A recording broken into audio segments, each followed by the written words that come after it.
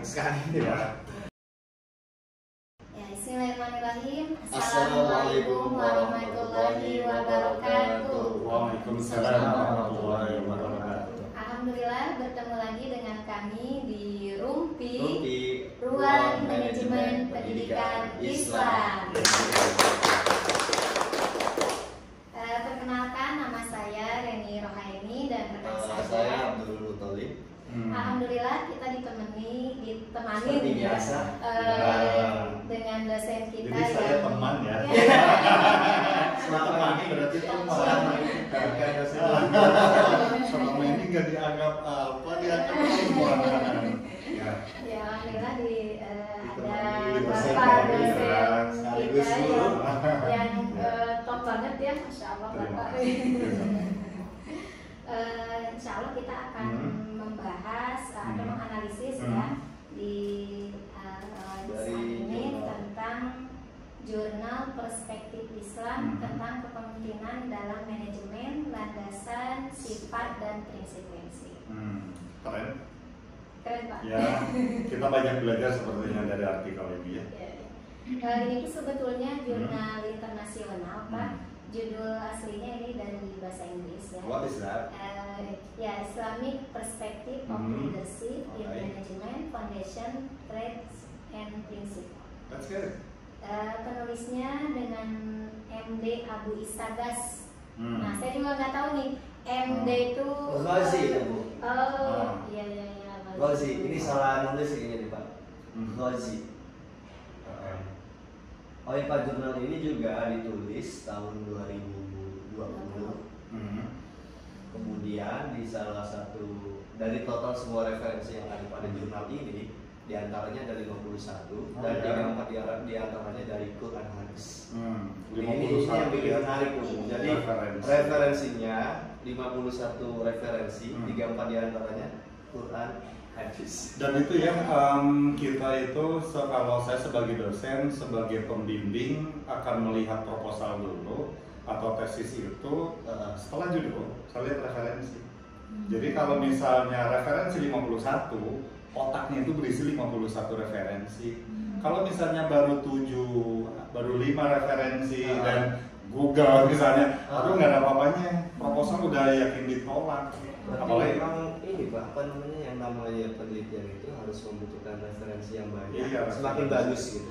Iya, semakin banyak semakin bagus, dan itu bagian dari akademik ya. Kenapa kita kuliah? Kuliah itu kan kita mengisi referensi-referensi. Jangan sampai kuliah kita banyak kuliah, ketika nulis proposal referensinya di bawah 10. Ini artikel 51 kita belajar bahwa kami sebagai pembimbing melihat itu selain berbagai hal itu lihat referensinya. Kalau tadi disebutkan ini ada 51, berarti betapa bacaan itu 51. Nah ini Pak, jadi yang bikin saya menarik atau tertarik ya, artinya di 34 diantaranya itu kan dari Quran hadis. Nah itu bagaimana jurnal ini sehingga lolos Pak? Padahal kalau lihat dari sumbernya kan Quran, hadis yang notabene ketika sebelum ngupload tentu udah cek ya semacam plagiarisme dan sebagainya. Itu bisa gitu loh Pak maksudnya. Sebetulnya kalau Quran dan hadis itu sudah common sense ya, bahwa itu menjadi sumber, bahkan itu sumbernya itu dunia dan akhirat sebetulnya. Jadi ada buku, ada kitab ya, kitab buku sih sebenarnya, ada kitab buku, dan yang kenapa itu menjadi mukjizat terbesar sepanjang sejarah, karena itu sumbernya itu dunia akhirat. Ada nggak buku ibu bapak gitu ya di kuliah S1 S2 yang sumbernya itu dipakai untuk dunia akhirat? Itu nggak ada, kecuali Quran saja yang menceritakan masa lalu dan masa mendatang. Buku mana yang bercerita tentang masa mendatang? Nggak ada. Nah, makanya kalau itu Quran hadis berarti sudah state of the art, bahwa dia itu paham, makanya diikuti. Dan bahkan ibu bapak yang menonton di sini, sebetulnya kita tahu sanad ya, kita tahu isi matan dari hadis misalnya, itu kan tradisi akademik sudah jauh hari sebelumnya. Kalau kita ini kutipan dari siapa, dari Pak Dedi ngutip siapa harus begitu kan, misalnya Dedi in Reni atau Reni in Dedi, itu harus begitu kan, sanad itu demikian. Ada aja cacat satu ini pernah bohong, itu udah nggak bisa jadi. Dan kita dalam tulisan akademik juga harus seperti itu.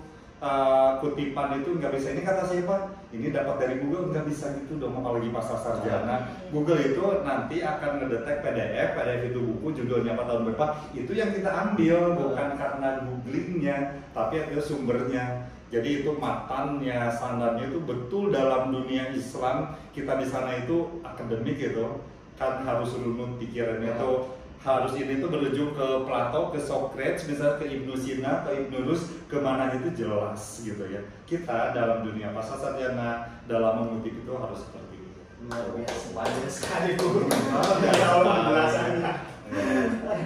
Gimana nih ya, isinya tujuan penelitiannya atau apa? Ini tuh tujuan penelitiannya ini ada di abstraknya ya Pak. Penelitian ini mengkaji detail tentang kepemimpinan berdasarkan syariah Islam. Dari sini, dari abstraknya kita bisa melihat, membaca ya, peneliti mencoba mencari tahu prinsip-prinsip inti dari kepemimpinan dalam manajemen dan perspektif Islam. Tapi ini juga berlandaskan kepada kitab Al-Quran dan hadis. Jadi tadi ya seperti kata Bapak, luar biasa. Iya, sebetulnya kan kalau kita tahu Quran itu sebagai sumber segala ilmu, di Qurannya sudah benar, dan itu kebenarannya itu sudah sampai ke hakiki. Hanya tinggal kitanya sebagai orang yang memahami dan melaksanakan itu masalahnya sih sebetulnya. Kalau orang melihat misalnya dunia Islam seperti ini, seperti itu, kepemimpinannya ada yang tidak benar, yang tidak benarnya orangnya, bukan Al-Qurannya. Di Al-Quran sudah disebutkan pemimpin yang baik seperti apa, karakteristiknya itu harus bagaimana, sudah benar. Hanya kita dalam memahami dan melaksanakannya, kita yang banyak bermasalah gitu.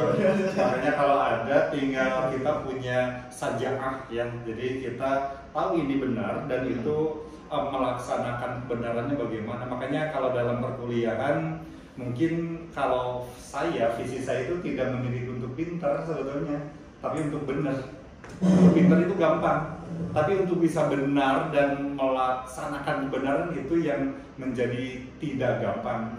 Kita jadi paham sekarang bahwa ketika sampaikan walaupun ini pahit, itu sebetulnya yang benar.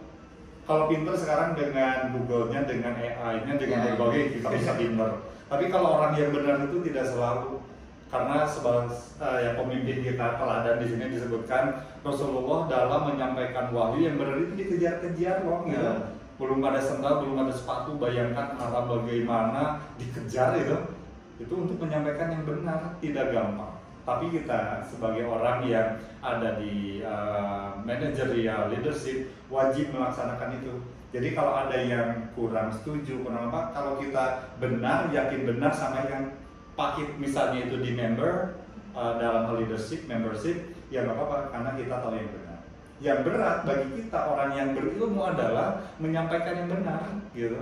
Ya kalau ibu bapak jadi wakasek, kepala sekolah, udah di yayasan, melihat guru, murid atau apa kan mau menyampaikan aduh ini kayaknya berat, nanti itu banyak di demo misalnya, tidak disetujui misalnya, padahal ini tuh yang benar gitu.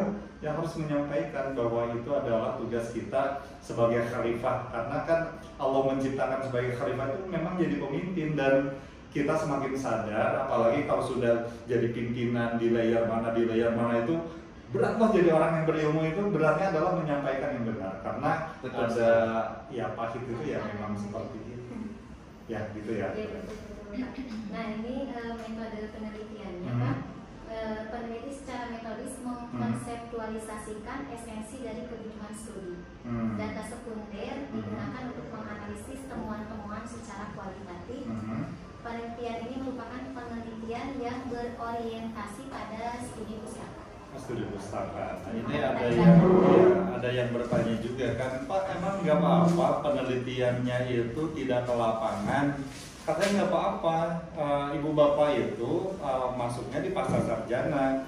Pasca sarjana itu di S2 ya, S2 itu harus memang masuk ke ranah konsep ibu bapak. Dulu kita waktu S1 ada PPL, kita wajib ke lapangan ya, ada guru interaksi dengan murid bagaimana. Tapi pasca sarjana itu harus tingkat ke konsep. Jadi praktikal itu ada di S1, konseptual di S2, baru S3 itu ke philosophical. harus ke filosofikal. Jadi kalau sekarang misalnya ibu bapak masih semester 1 masih harus ada observation ke kelas, nggak apa-apa karena itu shifting ya, ada adaptasi. Tapi kedepannya itu harus konsep dong. Orang misalnya memikirkan kurikulum di tingkat kementerian, di tingkat yayasan, tingkat sekolah itu yang paling mahal itu ibu bapak konsep gitu. Yang prakteknya nggak apa-apa anak-anak S1, yang pada gurunya itu anak-anak S1 saja. Ibu bapak orang yang sudah naik level di misalnya tingkat kepala sekolah, wakasek, yayasan itu harus memikirkan konsep, jangan selalu di lapangan. Makanya ini studi pustaka misalnya ya, dan itu harus betul-betul seperti itu. Ketika kita tahu bahwa kita berilmu itu Allah akan mengangkat derajat, ya kita juga harus memantaskan derajat itu, bahwa ibu bapak ketika sudah S2 itu akan dihitung itu konsepnya, konsiderasinya dan keputusannya. Itu yang mahal sebetulnya, karena permasalahan itu kan banyak. Misalnya tentang bullying di sekolah, bagaimana nih Pak Abdul untuk mengatasi ini, kan itu konsep kita itu yang exhaust-nya itu bagaimana anak-anak, guru, lingkungan sekolah agar itu kan konsep. Jadi kalau ibu bapak kerja di dinas lah misalnya di mana kan konsep, makanya penelitian harus dimulai yang agak konseptual, tidak selalu praktikal di kelas. Jadi ini studi pustaka ya, pustaka harus begitu. Apa Pak? Jadi ini bisa buat referensi ya Pak ya. Referensinya 51 lah.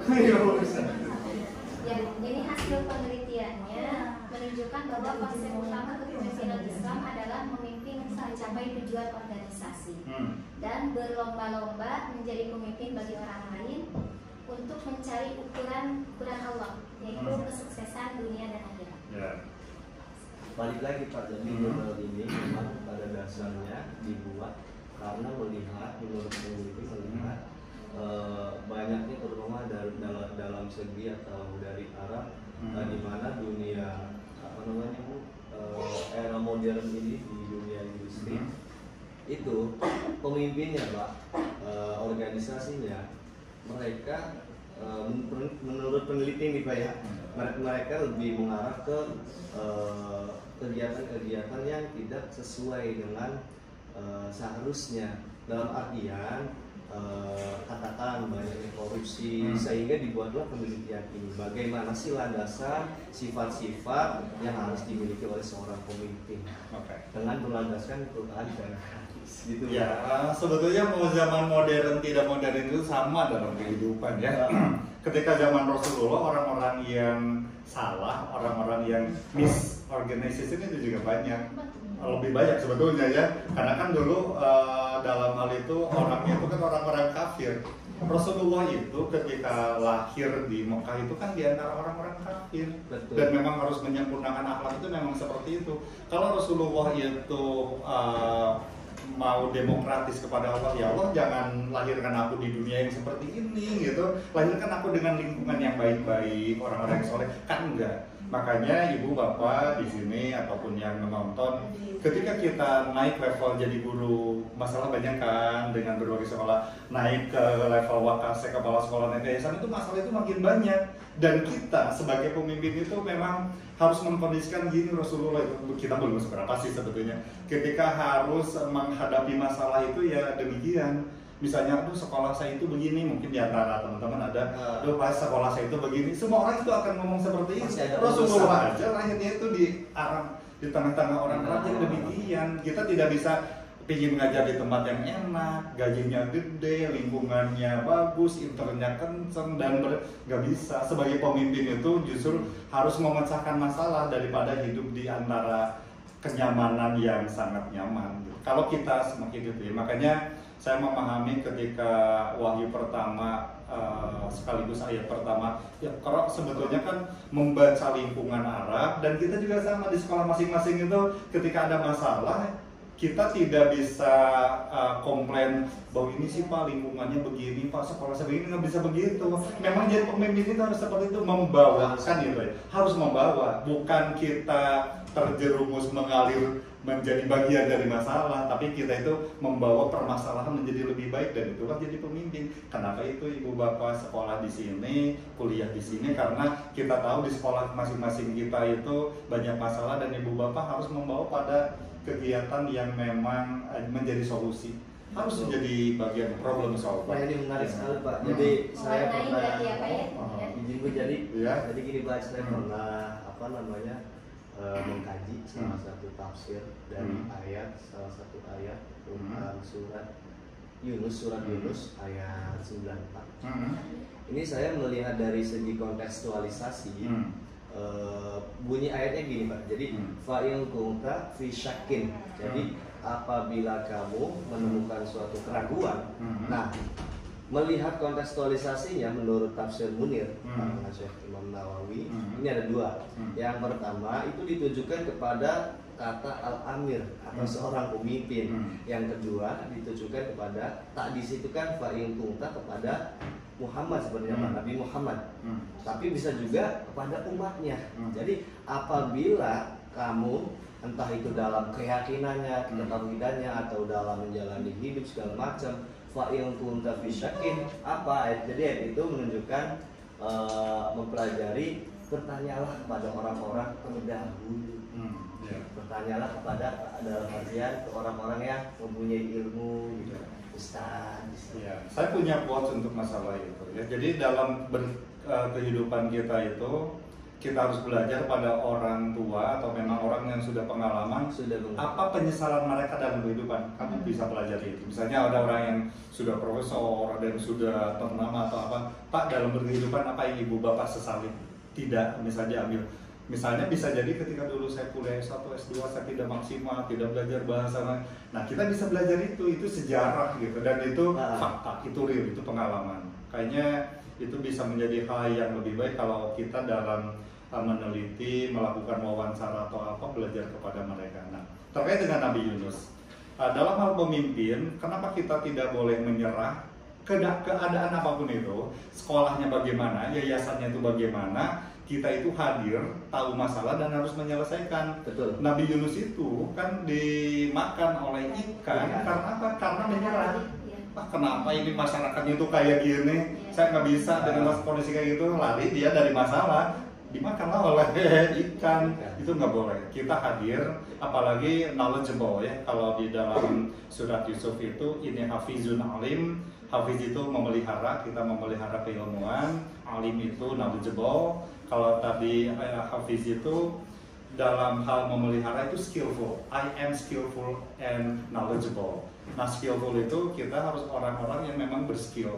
Apapun itu, karena kita dikasih oleh Allah itu otak dan hati yang tak terbatas, masalah apapun itu bisa terselesaikan. Pasti ada jalannya. Ada jalannya, apalagi kalau paham Al-Quran dan hadis. Kalau nggak paham ya kita nggak tahu ini referensinya kemana. Padahal ketika Rasulullah mau berakhir dalam misinya sebagai Rasul itu kan telah kecukupkan ya agama. Nah, agama dalam itu masalah itu udah terjadi semuanya gitu. Tinggal kita melaksanakannya. So bagaimana gitu? Iya, tinggal bagaimana kita yang tidak paham. Makanya saya katakan Al-Qurannya udah benar. Kebenaran itu mutlak, kitanya saja yang tidak paham gitu, sehingga kita dalam masalah selalu aduh ini bingung, ini gelisah, ini dengan berbagai karena kita tidak paham Al-Quran. Jadi kita kembali lagi ke Al-Quran ini, mengambil pelajaran semuanya dari Al-Quran, insya Allah terselesaikan. Insya Allah kita akan membahas beberapa. Baru introduction-nya udah berapa menit? Jadi kita membahas 19 ini ya, 5 poin Pak. 5 poin. Yang pertama prinsip-prinsip kepemimpinan dalam Islam, nanti fungsi-fungsi manajemen dan perspektif Islam, perbedaan konsep kepemimpinan Barat dan Islam, teladan kepemimpinan dari Khalifah yang 4, yaitu Abu Bakar, Umar, Utsman, dan Ali. Dan yang terakhir kualifikasi dan karakteristik kepemimpinan Islam. Berguru 1 semester ngebahas ini. Iya, pasaran dari 1 semester ya. Introduction. Itu juga nomor 9-nya belum diisi tadi. Masih panjang lagi. Ya. Oke, coba kita. Ya semakin seru ya program kita. Berarti remedial lagi. Aduh. Ya, ini yang saya bahas dulu tentang prinsip-prinsip kepemimpinan dalam Islam ya Pak. Ini ada keimanan yang sempurna kepada Allah. Jadi seorang pemimpin ini wajib mempunyai prinsip-prinsip keimanan ya. Jadi betul tadi harus beriman dulu gitu ya. Iya, bukan menjadi pemimpin dulu, iman dulu. Iya, iman Karena dulu. kalau imannya udah benar, memimpin jadi benar. Tapi kalau memimpin benar, iman goyah itu jadi nggak Iya. bisa. Makanya jadinya pada korupsi ya Pak. Iya. Sebetulnya mereka yang korupsi itu bukan tidak paham. Mereka itu paham. Kalau kita tanya, dosa nggak sih ngambil ini? Dosa. Paham. Cuma ini ada kesempatan kan kayak iman yang tidak kuat. Lemah ya Pak. Iya, padahal kalau nikmat iman, nikmat Islam ada ihsan yang terakhir yang tidak banyak diketahui orang. Ihsan itu kan kita merasa Allah itu ada di sini kan, memang ada di mana-mana. Merasa diawasi, merasa diawasin, tapi kan nggak merasa. Kalau merasa kan udah takut sendiri, nah itu ke iman. Karena enggak, itu masih terjadi. Aturannya udah benar, ajarannya benar, orangnya yang nggak benar. Makanya saya pernah nanya sebetulnya ya ke orang-orang yang mungkin paham. Sebetulnya ini pertanyaan filosofikal untuk S3, tapi ngapa pada ini pas sarjana sama. Sebetulnya manusia itu dilahirkan cenderung salah, cenderung benar. Salah. Cenderung salah, cenderung salah sebetulnya. Makanya diturunkan Al-Quran, hadis sebagai petunjuk. Iya, diturunkan Rasulullah sebagai contohnya. Kalau manusia alami nggak akan benar dia. Ya jadi Tarzan. Ya, makanya ini sudah dididik aja susah, udah disekolahin aja enggak, udah punya orang tua, anak tetap harus dididik, harus dibangunin untuk sholat yang untuk apa, itu aja belum bisa menjamin kan. Makanya karena salah, kita harus tahu bahwa sekolah dari SD sampai pasca sarjana itu memang kita itu dalam rangka untuk siratal mustaqim, jalannya lurus. Ada begitu, ada pendidikan, ini ada dosennya, ada pembimbingnya. Karena kita itu cenderung salah, makanya diturunkan Al-Quran sebagai petunjuk, diturunkan Rasulullah sebagai contoh. Yang tidak bisa baca Quran, tidak bisa baca hadisnya, ikuti Rasul, itu contoh yang real. Karena kita cenderung salah. Makanya dalam hal pendidikan, kita upaya sadar. Pendidikan itu menurut definisi hukumnya itu upaya sadar yang dilakukan oleh satuan pendidikan, begitu. Nah sekarang yang keduanya yaitu harus memiliki kode kehidupan Islam. Jadi harus memiliki pedoman ketundukan kepada Allah ya. Selain iman juga ada pedoman. Dan yang ketiga ada takut kepada Allah. Tadi ya Pak, kalau misalkan seseorang melakukan sesuatu yang tidak disukai Allah, ya bisa jadi karena tidak ada rasa. Ya, dari iman itu ke takwa ya. Ya.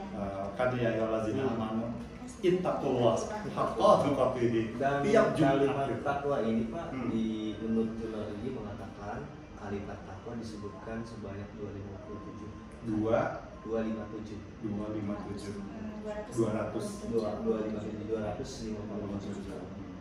kalimat takwa itu. Nah sekarang kita lanjut ya Pak, ke fungsi-fungsi manajemen dalam perspektif Islam. Ini kalau fungsi-fungsi manajemennya sama ya seperti yang kita pelajari di manajemen. Cuma kalian ya, gitu. Jurusannya. Iya betul. Ada perencanaan, pengorganisasian dan kepemimpinan. Jadi ini fungsi-fungsinya ya. Kita merencanakan dulu, mengorganisasikan dan tentu kepemimpinan. Dan selanjutnya perbedaan konsep kepemimpinan Barat dan Islam. Nah ini yang menarik Pak, kalau kata saya dari jurnal ini gitu ya. Kita bisa melihat perbedaan konsep kepemimpinan Barat dan konsep kepemimpinan Islam. Saya penasaran ini apa sih yang beda gitu ya. Ternyata kalau konsep kepemimpinan Barat itu berfokus pada individualisme dan otonomi. Gitu. Terus juga menekankan pada kebebasan individu dan inovasi, serta pemimpin seringkali dianggap sebagai sosok yang memiliki otoritas. Gitu. Kalau yang kepemimpinan Barat. Sedangkan kalau kepemimpinan Islam ini menekankan kepada ketaatan, jadi ketaatan kepada Allah, konsultasi dan keadilan.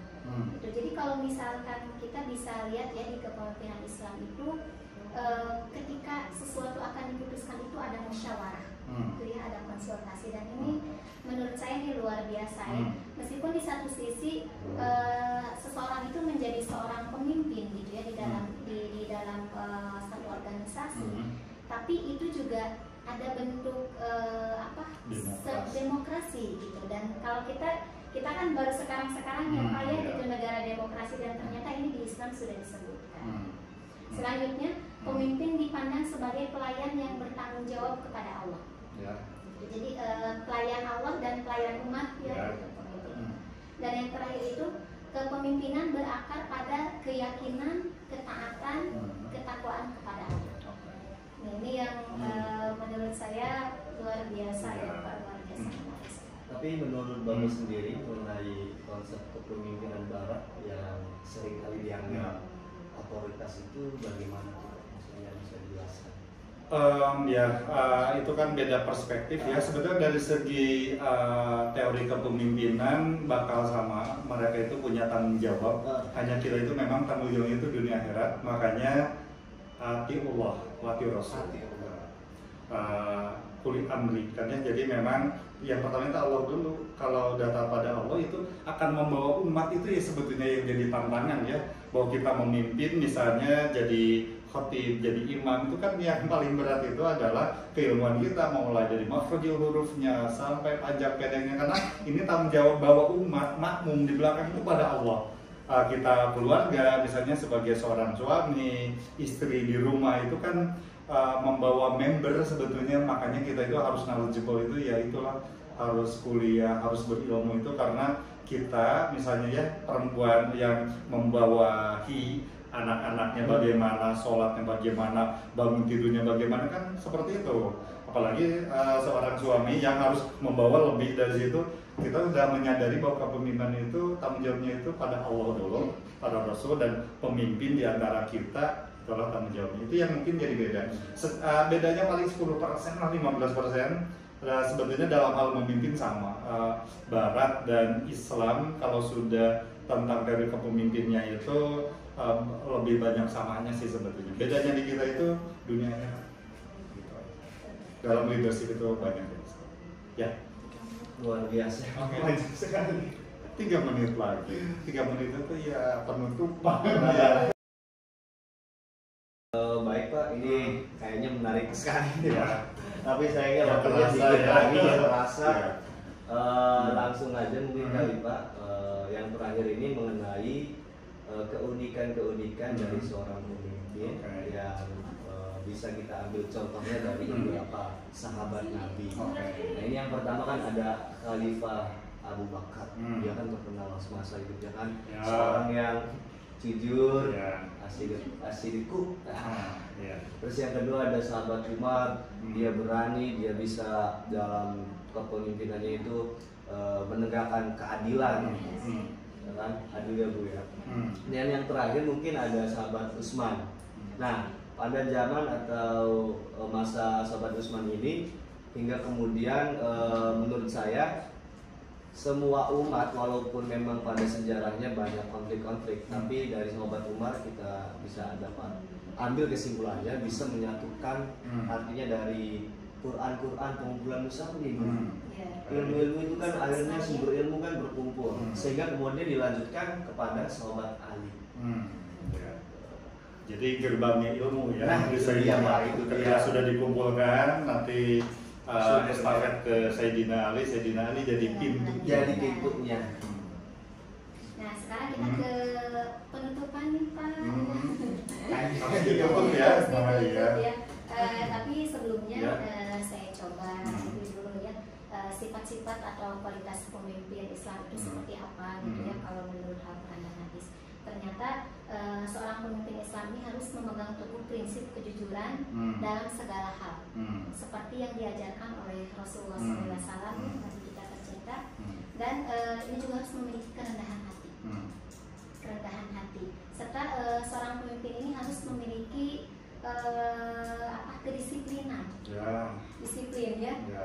Tidak mungkin kita belajar tidak terlambat ya kalau kita belajar disiplin tidak terlambat itu Al-Quran itu menyuruhnya bangun itu tengah malam. Lihat aja Al-Quran tengah malam disuruh bangunnya itu. Iya, maksimal itu sepertiga. Ya udahlah kalau kamu nggak kuat sepertiga. Atau kalaupun nggak banget itu 2 rakaat sebelum azan itu harus. Jadi kalau orang bangun setelah azan itu tanda tidak disiplin. bangun tidur setelah azan subuh tanda tidak disiplin. Wah. Kita kan ini mau berdasarkan Al-Quran kan. Al-Quran itu ila qalila itu tengah malam itu stated bukan tafsir, tapi stated bangun itu tengah malam. Sepertiga lah paling lambat, setidaknya 2 rakaat sebelum sholat subuh. Memang sangat berat ya Pak. Kan yang pemimpin berarti di sana harus dilaksanakan. Terus? Nah, yang terakhir disiplin dalam menjalankan tugas dan tanggung jawab sebagai pemimpin. Ini jadi kunci keberhasilan sebagai pemimpin Islam. Ini kuncinya ya. Mudah-mudahan kita termasuk di sini ya. Ya, minta hidayah kepada Allah bahwa kita harus, tadi kan kata Bu Reni harus kembali kepada Al-Quran, dan itu Al-Quran itu jelas seperti itu. Kalau kita bangunnya ya tengah malam atau sepertiga kayak Habibie tidak pernah ketinggalan tadi, jadi pemimpinnya benar karena dia benarnya itu nurut pada Allah dulu, bukan pada umatnya. Ya. Baik Bapak, ternyata tidak terasa ya. Waktunya sudah habis, kita harus pamit. Terima kasih Bapak. Sama-sama. Terima kasih Bapak. Sudah menemaninya. Iya, jadi teman kalian dalam teman di awal. Dalam diskusinya. Iya. Ya, kita tutup aja. Ya, kita langsung tutup aja ya. Acara ini dengan hamdalah. Alhamdulillah. Subhanakallahumma wa bihamdika, asyhadu an la ilaha illa anta, astaghfiruka wa atubu ilaik. Jangan lupa like, komen, dan subscribe.